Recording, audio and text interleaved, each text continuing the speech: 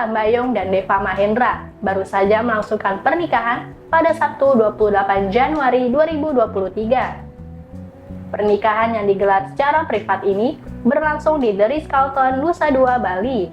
Momen pernikahan keduanya diunggah di media sosial mereka masing-masing. Setelah momen pernikahan Deva dan Mika diunggah, pernikahan beda agama ini menjadi sorotan dan menarik perhatian. Diketahui Deva adalah seorang Muslim, sedangkan Mika menganut Katolik.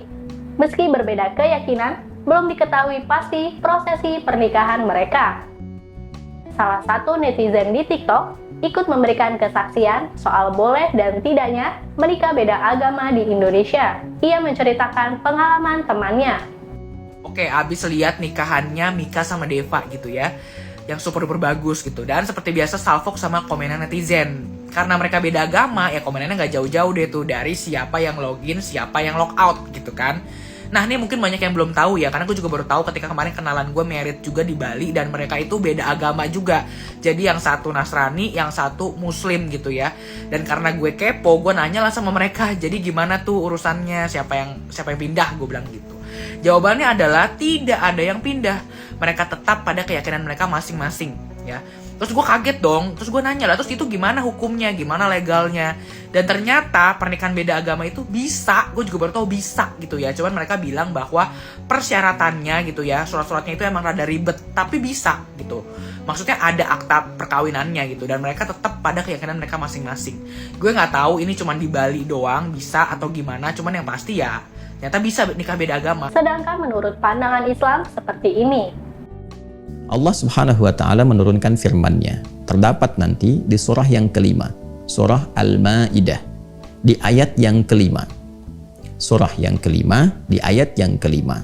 Di antara rangkaian ayat ini, Allah memberikan satu ketentuan khusus bagi kalangan ahli kitab. Wal muhsanatu minal ladzina utul kitaba min qablikum. Dan khusus bagi golongan perempuan ahli kitab. Wal muhsanatu minal ladzina utul kitaba min qablikum, khusus untuk perempuan yang ahli kitab dari genealogi yang tersambung sebelum kalian itu. Jadi di sini dari golongan non muslim yang kafir, dari ahli kitab, tapi yang perempuannya.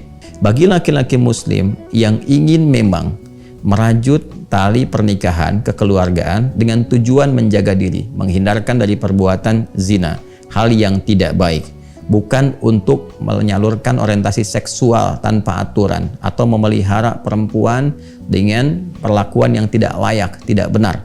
Kata Al-Quran, khusus bagi pria-pria muslim yang memang serius berumah tangga untuk mewujudkan hikmah-hikmah kehidupan berumah tangga, sakinah, mawaddah, rahmah, memberikan bimbingan yang benar, boleh pria muslim itu menikahi perempuan dari kalangan ahli kitab.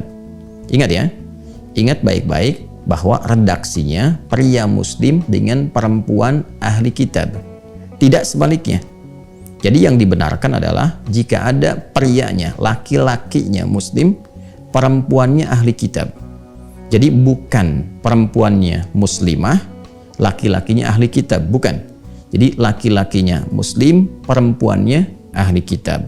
Dan yang dimaksud ahli kitab yang saya jelaskan tadi, meyakini, mengakui kebenaran risalah Nabi Muhammad SAW, namun belum beriman, ya, belum masuk Islam, belum bersyahadat karena faktor-faktor tertentu. Tapi ada pengakuan dalam dirinya, ada kebenaran yang dia akui, dia tahu tentang itu, ya, maka dengan keadaan dirinya sebagai perempuan dan hikmahnya dalam kehidupan rumah tangga, laki-laki diposisikan sebagai pemimpin yang mengatur, membimbing, mengayomi, menyayangi, sehingga dalam posisi itu bisa membina rumah tangga dengan baik, membimbing istrinya, mengarahkan, memberikan pencerahan, sehingga diharapkan dengan itu pertama dapat menerima risalah Islam dengan baik. Itu satu.